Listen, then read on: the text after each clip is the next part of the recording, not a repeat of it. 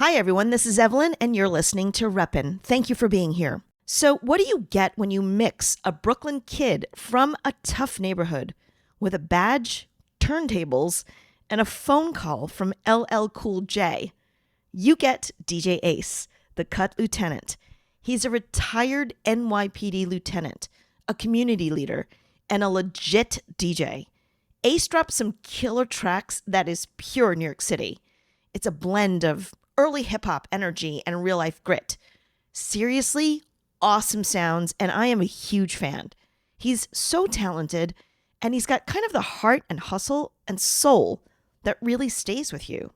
And yeah, he is the man behind the new open for Reppin that you've been hearing. In this episode, Ace and I talk about what it means to serve with compassion, to stay grounded in your roots, and to use music not just as an escape, but to build bridges. So let's meet the man behind the talent, and let's say hello to DJ Ace, the cut lieutenant. EDP stands for most of the disturbed person. That's the NYPD. The code. Abbreviate the code. We get an EDP 12-year-old armed with a pair of scissors. I make no apology. Rough and rugged, represent NY, hold it down for my peeps. New York, New York. We rep the hardest, hardcore. Nobody harder. Let them know. That's the way we rock it. Show me what you got.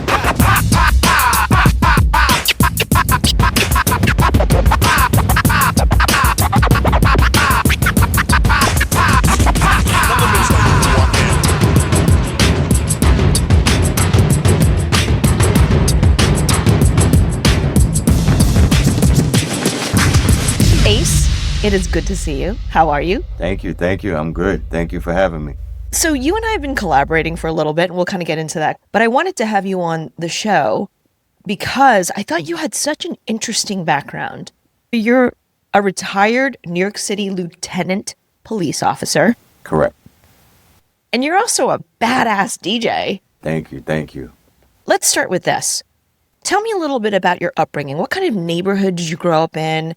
Do you remember some of the things that your parents taught you early on that you still live by today? I was born in Bed-Stuy in Brooklyn. Brooklyn. AKA Bed-Stuy, do or die Bed-Stuy. That's what they used to call it. That's right. Grew up in the 80s, the crack epidemic. So when you grow up in it, plus being so young, I never realized, I didn't know what was going on. To me, it's just a regular neighborhood, and I never really had any problems with anybody. One thing that my parents did do, they didn't let me hang out a whole lot. And I was kind of annoyed as a kid, but now I see why. My brother, he's 11 years older than me, so when he was hanging out, I would hang around with him. But if he wasn't out, then they wouldn't let me hang outside with my friends. At the time, I was upset. But I had a great upbringing, I didn't have everything I wanted, but I had everything I needed. My parents were great. And my dad, he used to give me speeches all the time about any and everything. So Like what? At the time, it's above my head. Some of it stuck and some of it didn't. So this saying stuck with me, and I tell my son to this day, save when you have so that you may have when you need. He beat it into my head. Wait, say that one more time, slow. Save when you have so that you may have when you need. So it didn't make sense to me, but he made me memorize it. And now it makes total sense to me. And I'm like, if you have it, that doesn't mean go out and blow it and spend it. If you have it, save it. So when you need it, you have it. And, things like that. You have all these sayings and things like that definitely stuck with me. Don't follow the wrong crowd. Stand up for yourself. And if it's something you believe in, you stick with it, even though the masses may not agree with you. If you believe it, then you stick with it. Those are all incredible lessons. But here's the thing. When you're a kid, you have no idea what the hell any of that means. Right. So you just want to go out and play. And if you have $5 in your pocket, I don't know about you, but I'm going to a candy stand. Exactly. I think it's really great that your dad sort of imprinted these important lessons that even now as a man, you remember, and you've imparted those to your son. But I want to go back for just a second. You talked a little bit about growing up in Brooklyn, and you and I are both New Yorkers, so we get it. We know what that means, totally. Talk about sort of the roughness of the neighborhood. So people who don't live in New York, who've never been in New York, what exactly that means, and how do you think it helped you when your mom kept you from like hanging out in the streets? I live in the suburbs now. Yeah. And my kids, they grew up in the suburbs, but I'm always teaching them what they should be doing. So if you grow up in a rough neighborhood, right off the bat, your parents and your siblings are teaching you how to stay safe. Maybe that's not so prevalent in the suburbs unless your parents grew up in a bad neighborhood. So right off the bat, my parents are telling me and my siblings are telling me, you don't want to go hanging over here at night. When you take the train, take the middle of the train with the conductor. Things like that to stay safe. I just told my son this a few months ago. So my brother told me this. He said, if you ever feel like you're being followed, or if a group is following you, if you have the opportunity, duck into a restaurant or some place that serves coffee, whether it's coffee or just hot water. Right. And keep it with you just in case you got to do what you got to do, if you know what I mean. Yeah. Like I said, I was so young, I didn't really see any danger. I was just hanging on the block. Everybody was friendly with me. Every now and then you might see a fight. My dad used to always take me to Times Square almost every other weekend to see karate movies. I was big into the karate movies and the martial arts movies. Right. So back then, in Times Square, it was porn and martial arts movies in all the theaters on 8th Avenue and 42nd Street. And guaranteed, you would definitely see a fight if you go there. And, I'm looking in amazement. There's a little kid saying, wow, look at that. And my dad is like, let's just keep going. Let's go to the movies. You're guaranteed to see prostitutes hanging out. I didn't know who they were. I just knew some half-naked females. That's all you needed to know at that point. And you just see shady people hanging out, smoking weed. At a young age, I knew the difference between weed and cigarettes. So right around the corner from me, there was a movie theater called The Regent, literally right around the corner. So if I wasn't going to Times Square, my dad would be taking me there to see black exploitation movies and martial arts movies. Everybody's lighting up, smoking. And I'm thinking of cigarettes, but my dad told me, nah, that's drugs, that's marijuana. And stay away from that stuff, it'll mess you up. Then when I smell cigarettes, I'm like, what's that? So then he would tell me those are cigarettes. So at a young age, I knew the difference between marijuana and cigarettes. Yeah, there's a very distinct smell. Right. I think for some people who have never been exposed to this kind of thing at such a young age, they might be listening and saying, oh my God, that sounds like a terrible place to grow up. And you let me know if you agree or not, Ace. Who doesn't want to grow up in like a perfect neighborhood? And some neighborhoods are rougher than others. But I will say this, to some degree, and obviously this is a very general statement that I'm about to make, but to some degree, growing up with exposure to the problems, you're learning very early on street savvy. It makes you more aware. You're able to take care of yourself a little bit better, and you're not so charmed by everything or overwhelmed by things. I agree 100%. Plus, being a police officer in different situations, you're more comfortable. So say, for example, there's one of my neighbors, her son became a police officer. So he grew up out here, right, in the suburbs. Say, for instance, he goes to Brownsville, Brooklyn. Brownsville, Brooklyn is a pretty rough neighborhood. And say he's not used to how people talk, how people interact. Maybe they talk a little louder and you're not used to it. And as I've learned, sometimes you have to let people vent. You, as a police officer, you come up on the scene. They may not be yelling at you. They may not be angry at you, but they're angry at the situation. And you kind of got to step back, let them talk. And when they talk, they may not be talking like me and you are talking now. They might be yelling at the top of their lungs. So you can't take that kind of thing personally. Just let them talk, let them vent, let them tell them their situation. Then you might want to interject. But if you come on the scene, hey, lower your voice. I'm on the scene now. You might just make things worse. In that aspect, it kind of set me up. I'm used to, being in a setting in Brownsville. I'm used to being in a setting in Times Square. And also in a quiet suburban neighborhood, too. So you're ready in whatever situation. And I think when you grow up in a tougher neighborhood, you learn to read people a little bit better. Like you have a better handle on the situation, like you said. Just because they're yelling, it doesn't mean that they're yelling at you. Right. They're just like venting. That might be how they're communicating, and you need to go in and diffuse it. But if you don't know that, then you can go in and add gasoline to the fire, making the situation a lot worse. Yep. Let's talk about you being a New York City police officer. Being a New York City cop, wait, let's not even say cop. Being a New Yorker, it's a tough place to live. So you need to be able to handle yourself. Right. If you're a cop in New York City, that statement is 100% true times like 1,000. Being a New York City cop, I think, is much more complicated than being a cop in other, maybe smaller towns. I'm not saying being a police officer is easy anywhere. That's not what I'm saying. I'm just saying that when you're living in a city that moves as fast as New York, as congested as New York, filled with so many different personalities all at once, it complicates the situation for a New York City police officer exponentially, I assume. Can you talk a little bit about some of those situations that you were in that were tough, but you learned something from it? Yeah, so being a police officer in a big city, 8 million people plus the amount of 911 calls New York City police officer gets in one day is probably what an officer gets in like 2 weeks in some places. My son is aspiring to be a cop, so same thing I'm telling you, I've been telling him. In one day, you might get what we call an aided case, basically somebody sick. So you might say, why is a police officer going to somebody sick? So why is that person sick? Was it because of a crime or are they sick because of something they ate? So you have to figure it out. It could be an aided case. It could be a mostly disturbed person, next call. It could be a robbery, the next call after that.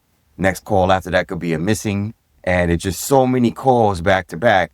And your emotions are high, low. And sometimes after years and years, you get so numb, you got to remember you have to be empathetic to people's situations. You can't forget, like, it's not another routine call. Here we go again. You can't get that attitude. And it's easy to get that attitude. So you have to be very empathetic with people where they're the victims. Say, for instance, somebody's trespassing at a location. Maybe they're emotionally disturbed, or maybe they don't want to leave because they're angry at the store owner. Whatever the situation is, you got to call about them because they have to be removed, or they want this person removed. You listen to the person who called. So then now the person that has to be removed, they're looking at you like you're the enemy. Right. One thing I learned is to give them the same respect that you give the person that called, if it's possible. Sometimes it's not possible, but if it's possible, sometimes people are so far gone. But you got to go into the situation giving that respect, right? Giving them the respect. You can't go in there like ready to kick ass. You in your mind, this person is the problem and you have to remove them. But instead of getting a negative attitude, say, hey, how you doing, sir? How could I help you? And, right off the bat, that throws them off guard. They're like, oh, first he called me sir, and now he's saying, how can he help me? Now you give them a chance to vent. Oh, this person is doing this, blah, blah, blah, they're doing that. So I said, you know what?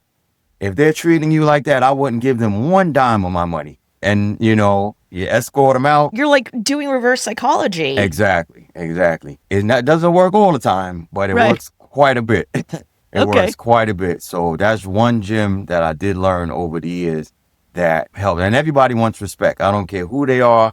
Everybody wants respect. They don't want to be treated bad. And they're looking at you, right? You're in full uniform. They know who you are. They know why you're there.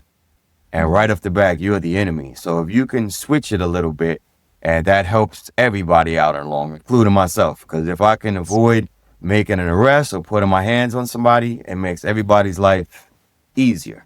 And I think that's the other thing, right? Sometimes when there are police officers, you're met with a idea that you guys are the enemy, right?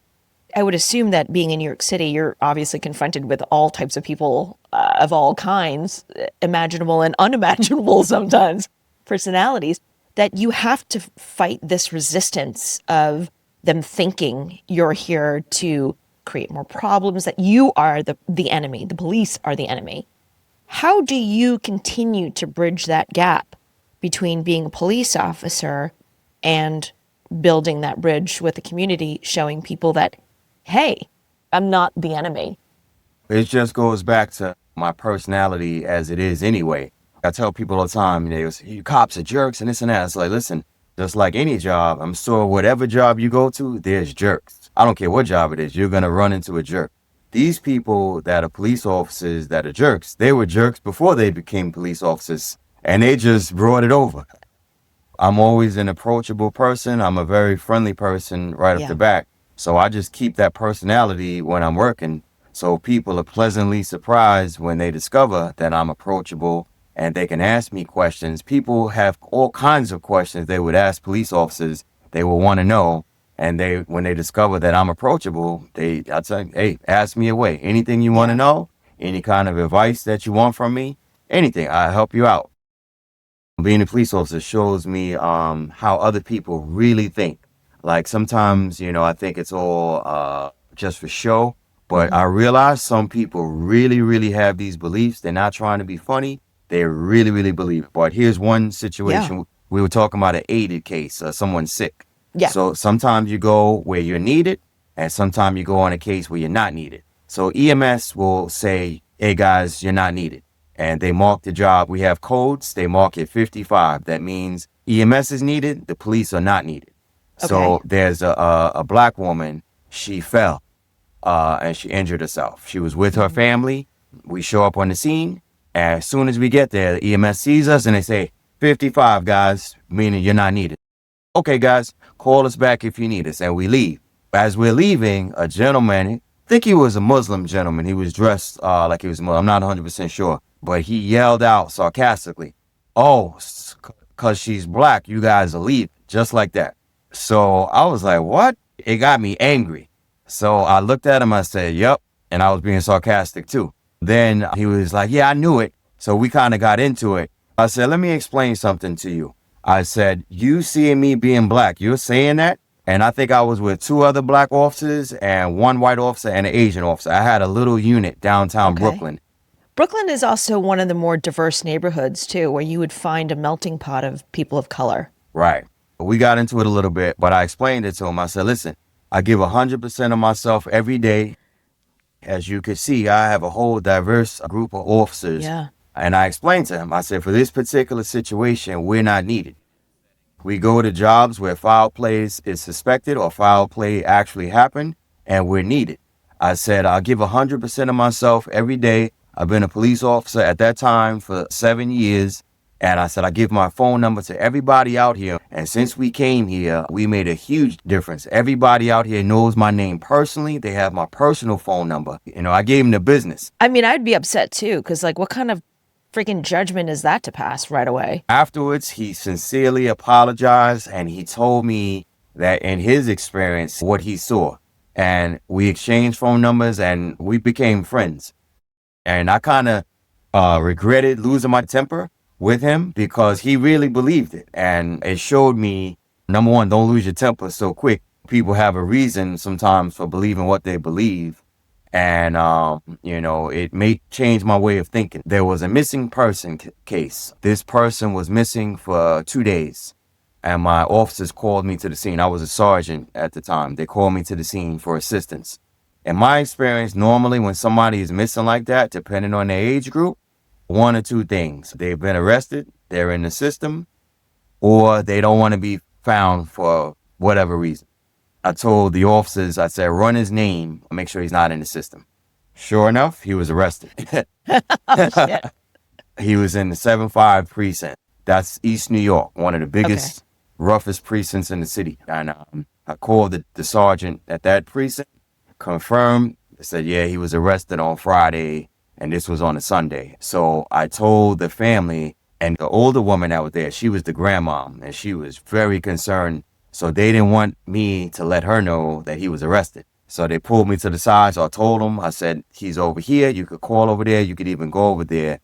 We were leaving. So the grandma yelled out, you just gonna leave just like that? All y'all know how to do is kill black people. This was after that other case I told you about, maybe like a year and a half after that. I said, your family is going to explain where he is. He's fine. And I said, why do you think we just kill black people? And she explained to me, every time she turns on the news, that's all she sees. It showed me, I said, you know what? How could I fault her for thinking that way? Every time she turns on the news, that's all she sees. She sincerely believed that. And I was like, you know what? She's not the only one that believes that. And, it showed me, I have to change my way of thinking. If you really believe that, your view towards the police would be 100% negative. So, yeah.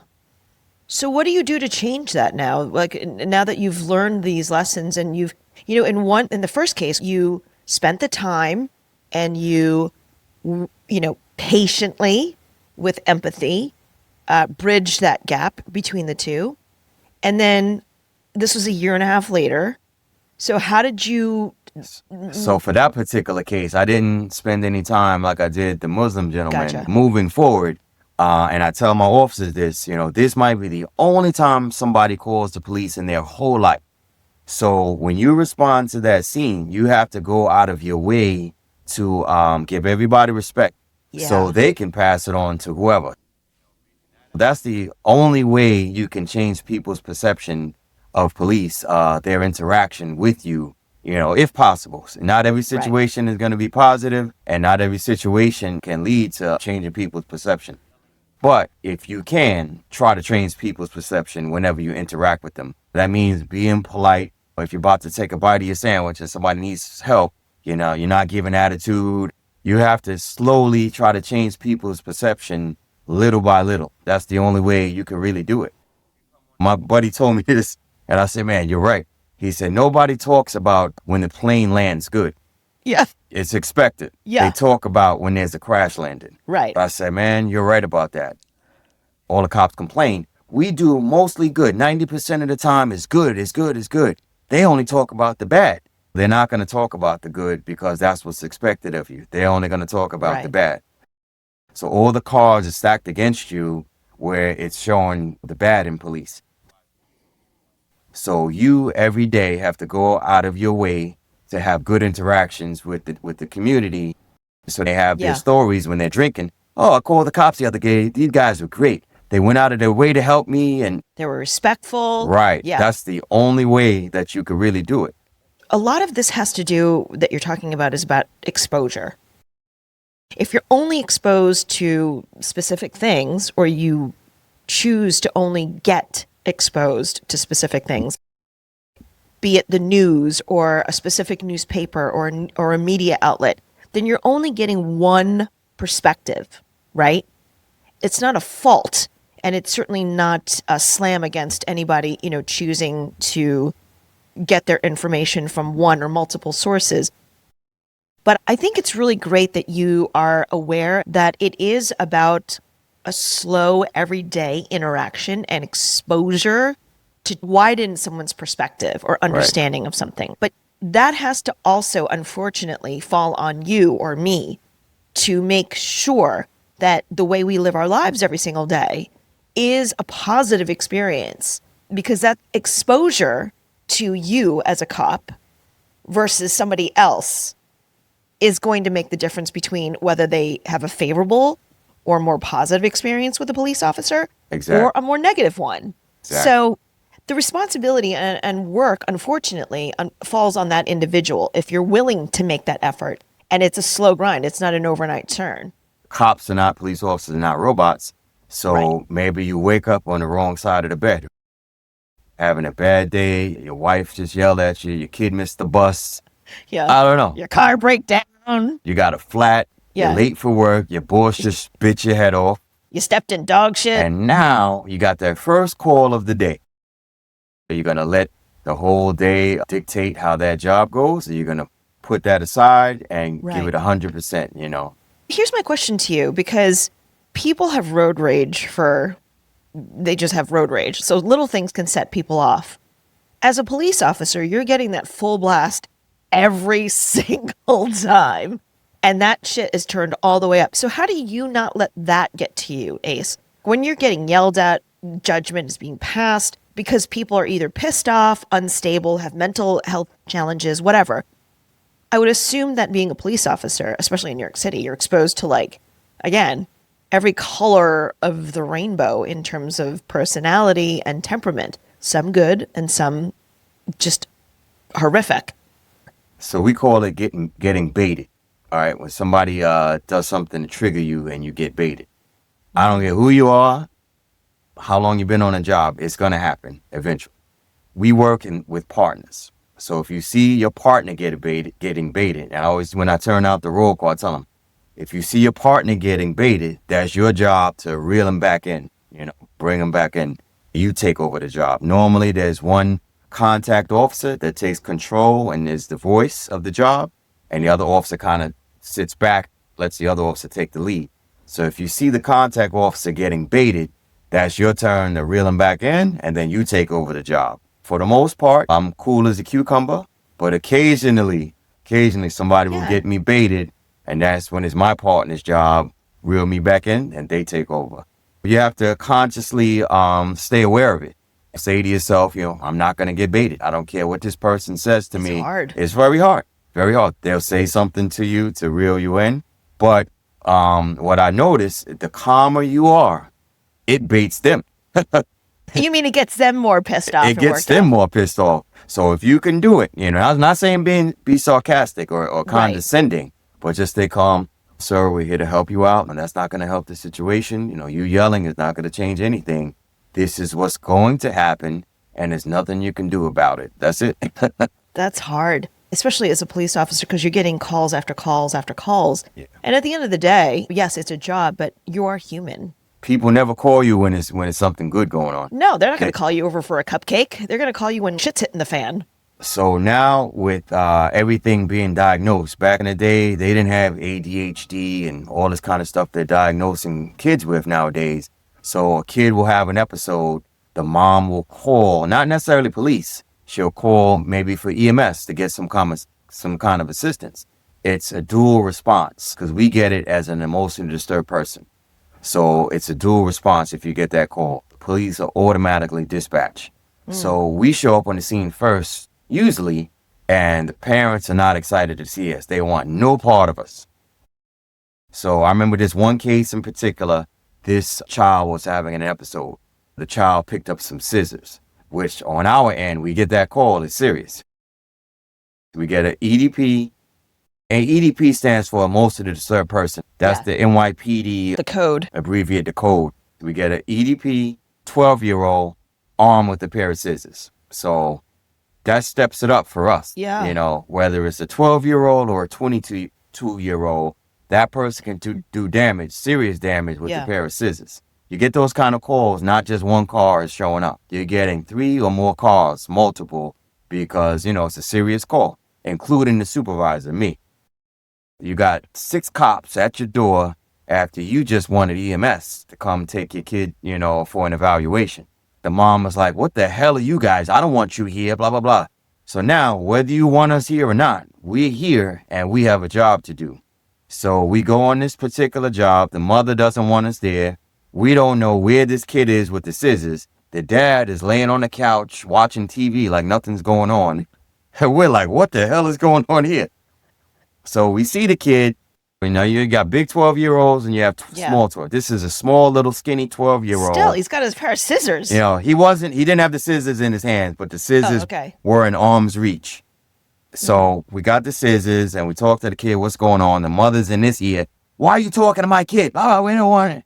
So now, we're going to have to take charge. So you 2 guys, get the mother over there. Take her over there. Let's get this kid and let's get EMS over here. Now we got EMS and the kid, I don't want it. What's going on, kid? What happened? Well, my mother, she pissed me off, blah, blah, blah. Okay, you're going to have to go with EMS. I don't want to go to the hospital, blah, blah, blah. It would be better if you go because we don't want to have to force you to go. And it's all chaos. But you as the officer, you're going to have to calm things down, take over, direct the officers. And as the supervisor, you have to direct the officers. You have experienced officers and you have rookies. Some may know what to do. Some may not know what to do. And you have to take control of the scene. Not only have to deal with the civilians, you have to deal with the officers and get the situation under control. So you always make a conscious effort of making sure that, A, you don't feed the gasoline into the fire. Is that accurate? Correct. And also making sure that the experience that you've had in terms of showing respect and empathy is passed down or passed forward to your younger, junior police officers so they understand. Don't go into a tricky situation with your guns blazing because that's not going to help. Everybody's watching you. Everybody. From the minute you get out your car, the neighbors, they're recording what's going on. You got 3 cop cars pulling up quick. All the neighbors are watching. The neighbors in the place when you're going into the apartment. Hey, everything good, officer? Everything good? What's going on? And then now you got the family watching because you have siblings that had nothing to do with it, watching, see what you're doing. You have the junior officers watching you as the lieutenant, seeing what you're doing. Everybody's watching you. You have to be 100% on point. And now everybody has body cameras. Now your body cameras are being reviewed by your super. I'm looking at the police officers' body cameras because sometimes they show up on the scene before I do, and I'll have to watch what they're doing. Right. And my supervisors are watching what I'm doing, and then headquarters is watching what we're all doing, and they're scrutinizing you. You get the call. Hey, we got an EDP armed with a knife, 12-year-old armed with the scissors. So you're flying to the scene. You're getting out of your car. You're looking around. You got an audience. You got an audience, and it's all within seconds. And you're also walking into already a sensitive, heightened situation. It's emotional. That's already potentially emotional and like highly charged. Right. When you know this, Ace, do you think it's just your natural temperament to just know to go in and be calm? Or was that something that you've had to learn and practice? Learn and practice. So now your first day as a police officer, you're nervous, super nervous. Your very first day in the streets, armed with a gun and your radio, and everybody's looking at you for all the answers to take control. They think you're graduated from the academy. You know everything. You know what they teach you in the academy. And it's very different from real life. Right. So like every job, you have on-the-job training. So you go to school, for whatever you go to school for, and you learn. But then there's on-the-job training where you really learn how to do the job. So it definitely takes some experience over the years how to remain calm. I always try and this is to this day, try to think about things before they happen or what I'm going to do before they happen. It sounds crazy, but you got to kind of think of the worst case scenario. That's not crazy. And that's why I think I have PTSD sometimes to a certain degree. I think of bad stuff all the time about before they happen. What am I going to do? So as a police officer, all right, today I had a robbery call and I didn't know what to do. I was kind of nervous and I kind of let everybody else take charge. But from that point on, you think, all right, what if I get a robbery call tomorrow? What am I going to do? What am I going to do? If I get a pedestrian struck by a car, what am I going to do? If I get EDP with a pair of scissors, what am I going to do? So you think about all these things ahead of time. So now as a cop with 5 years, you feel seasoned and you're straight. But now you take the sergeant test and now your first day as a sergeant. Now you're nervous all over again because now the police officers are looking to you for all the answers that you don't have all the answers. Right. Which brings me, it seems like you're very aware of the importance of being a mentor and you take that on. Can you talk a little bit about why that's important? Yeah, I love it because I never forget what it's like being a brand new cop. I never forget what it's like being a brand new sergeant and being a brand new lieutenant and so forth and so on. And I remember the anxiety. So I always try to help people get over that anxiety and tell them, listen, just because I look confident, and the same with everybody. Everybody looks confident. They put on this aura about them. And inside, they have their doubts. They have their insecurities. Everybody does. And if you let it be known, it makes people feel better that, you know what? I'm not the only one. And my son asked me the other day, did you ever get scared? I'm like, man, you kidding? I get scared all the time. He said, what are the calls that got you scared the most? And it's not what you think. It's not the EDP. So what was that call? Kids not breathing. Babies not breathing. Those calls used to, my heart. And everybody goes to those jobs. All right, we're getting an 80 case. We got a 3-month-old not breathing. Oh, shit. My heart is in my mouth. Those calls used to scare me to death. I don't want to be on the scene when someone's kid dies, Right. First of all, just listening to that breaks me. But in terms of knowing that you need to be a mentor, why are you willing to take it on? Because hearing the success stories, you might not remember them, but they remember you. My day of retirement, I'm in the elevator going up to retire.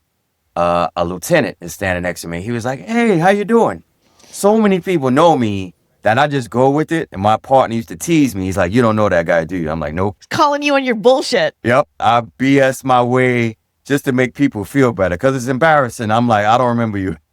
He's like, hey, what's up, man? I'm like, hey, what's going on, man? He was like, you remember me? So I was like, nah, I don't. He was like, you were my lieutenant on a detail. I was a jerk. Just like that.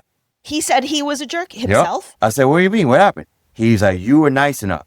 I wanted to work with my partner on a certain post. And I asked you, I was being a pain in the butt. Could I work with this officer and could I get this post? If you work with who you want to work with, it makes the day go by quicker. And if you work on a certain post, this post might be easier than this post. Of course, yeah. Did I have to do it? No. But I know I could get more work out of somebody if they're working with somebody they want. That's number one. And if somebody's happy to be there, you get more out of them. He said, I went out of my way. I gave him who he wanted to work with, and I gave him the post. When you go to their post, that means I checked their uniform and I saw they were on post. I write in their phone or I write in their book that I supervised them. It's called scratching. So he said when I went to his post to scratch his book, he wasn't on post. And I was furious. Oh. And I told his partner, I said, look at this. After he told me the story, I said, you know what? I do remember. Because I told his partner, I said, look, I went out of my way to let him work with you. And I put him on a post. And now I go to look for him and he's nowhere to be found. I said, get him over here now. I didn't write him up, which I could have. Right. I just gave him a little tongue lashing. And he said he remembered. And now he's a lieutenant. He knows my pain. Right. Speaking of scratching, I need to get to this. You are a DJ also. How would you describe your DJ style? I strive to be a well-rounded DJ. So growing up, I just love scratching. Let people know what scratching means in the DJ world. Scratching, is when you manipulate the record to make a scratching sound, whether it makes a word repeat or a scratching, moving the record back and forth sound. Grand Wizard Theodore, we got to give him his props. He's the one who invented it. And I'm lucky enough to be a friend of his. I got a chance to meet him and become good friends with him. And he invented it. His mom, mom came to yell at him about the noise. He put his hand on the record. And while he stopped the record, while he was talking with his mom, his arm inadvertently moved the record back and forth and made the scratching sound. So, and it just went on from there. And when I first heard scratching on a record and when I saw Jam Master Jay, he gave me a huge inspiration from Run DMC. And when I saw him live, I knew that's what I wanted to learn. How old were you about that point? About 10. That's when I started playing around on my mom's stereo. All of a sudden, I just did something where I couldn't believe I did it. And it sounded so good to me. And I just kept doing it. And then people started saying, hey, you're pretty good at that. And it just gave me more momentum and more motivation to continue to do it. You're so good. You're so good. Thank you. So let me just give the listeners a little bit of a context. I was looking for like DJs and I love hip hop. I'm a New Yorker and I love that early 80s, 90s kind of sound in terms of hip hop with the Beastie Boys and Run DMC. That's kind of a little bit of an art form that's kind of we're not seeing as much of. And I reached out to him and I'm like, I love what you're doing. And would you be willing to collaborate? Ace, when you first got that email from me, like, what the hell were you thinking? I get excited. Whenever anybody reaches out to me that enjoys my work, I get excited. I have two parts of my DJ life. I have I call it my bedroom DJ life. So for the listeners, being a bedroom DJ basically means you just DJ at home. Everything about DJing you do is at home. Growing up, I DJ'd at home. Then I had a little hip hop group. We made demo tapes and we sent it out to the record companies. And it didn't really go anywhere like I wanted. I kind of put it to the side. Now that I'm getting older, I'm going to have to figure out what I'm going to do with my life. That's when the Marines came in and that's when the police department came in. So even though the Marines and the police department came in, I never stopped DJing. I always, practiced at home. When I was in the Marines, I brought my turntables to the barracks. So I always stayed doing it. Fast forward to NYPD, one of my bosses, Chief Madry, along with retired Detective Todd Taylor, they came up with the idea of a cops kids DJ battle. They were DJs and they put this battle together. Everybody on the job that knew that I DJ said, hey, you need to join that. I joined it. The battle was a great success with the kids and the video from there went viral. It was me in uniform scratching the record Pump Me Up by Trouble Funk. And there goes the second half of my DJ life, which got me out of the bedroom. Wait, what was this program supposed to do? Tell us a little bit about it. And what was it like when you did it? It was a program just to bridge the gap between the community and the police department, and it was a great success. It wasn't an event where the cops could win. It was just a showcase, but the kids could win. Right. From that event. And now with social media, which, you know, all the videos from that went viral. Other police departments saw it and they loved it. And the kids, you know, they were bedroom DJs too. That was the first time they could showcase their skills to an audience. And, you know, it could go nationwide and even worldwide. So it was a great success, and I'm glad I participated in it. When you did that, like, what were some of the things the kids were saying? Because they're seeing a police officer scratching. To this day, it created a friendship. One of the kids from that battle, fast forward, he's a cop now. And wait, shut up, really? Yeah, yep. First, I think he was a 911 dispatcher, and he was a great DJ. It was we call it a turntablist. They can do tricks, they could scratch. He was a real turntablist. And he just kept getting better and better and better over the years. Now he's a bona fide police officer, and I credit it to that event. Wait, did that trip you out when, how did you guys reconnect? Like, how old was he then? It still trips me out. He was a teenager, maybe like 13 or 14. And it still trips. Every time I see him, I'm proud of that guy. I'm very proud of him. And he's a badass. He's a badass DJ, and he's a badass cop. I credit it to that program, the Cops Kids Battle. Fast forward to the second part of my DJ life. DJ Dice, he DJs for Redman. Oh, shit. He reached out to me out of the blue. He said, yo, bro, you need to come to the lab so we could practice. And from there, I just kept meeting different people. DJ, he goes by Diamond the Artist now. He's EPMD's DJ. All these big-time DJs, I got slowly getting introduced into the hip-hop world through these guys, and now I'm fully recognized in the DJ world. You know, I can't believe it. So LL Cool J reached out to me on Instagram, and you know, he just puts number. So I'm like, what? So I texted my phone number, and fast forward a month later, and this is a true story. I'm at the job, you know, at the precinct. I'm using the bathroom, literally using the bathroom. I'm standing up. Oh, no. I'm standing up and I get a call. And a lot of people don't pick up for unrecognized numbers. Yeah, but you're at the bathroom, Ace. But I don't know who this is. Everybody has my number. Everybody. The neighborhood people, store owners, you know, bosses. I have to pick up. I said, hello? Ace. Yes? It's LL. Just like that.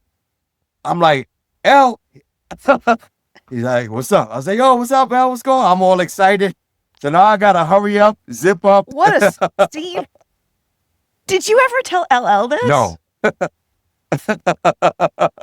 An exclusive, LL. I hope you're listening. You're probably the only person ever told this story that graphic, too. Oh, shit. It's going out. This is exactly so what happened? How it happened.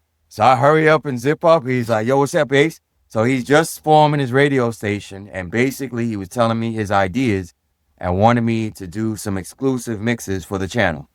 And that's how I met him. So at the end of the conversation, he said, lock my number in. And the rest is history. That's amazing. That is definitely a memorable moment for many. Yeah. What if I never picked up? What if he would have got annoyed and be like, oh, this guy's not picking up? And that would have been... Okay. So the moral of the story is pick up the phone even if you're peeing. Pick up the phone. I don't care if it's block number. I don't care who it is. Just pick up. You never know who it is. What a story to be at a urinal. Well, I really hope you wipe your phone down afterwards. Yes. Okay, yes. Good. Plus, I learned I'm ambidextrous. I can multitask. No need to act that out. I'm going to ask you to sign us off. Will you let me know who you are and what you represent? I'm DJ Ace, the Cut Lieutenant, and I represent righteousness and hard work.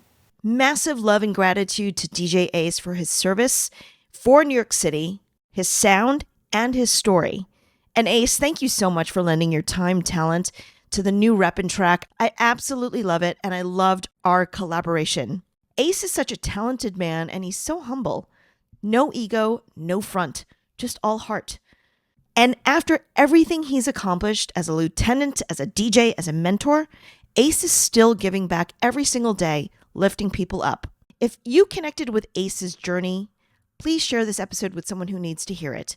And I'm going to have all of Ace's links in the show notes for you because I know you're going to want to check his music out and follow him on Instagram. And hey, if you want to watch this full conversation, it's up now on YouTube at Reppin Podcast. So hit that subscribe button and show us some love.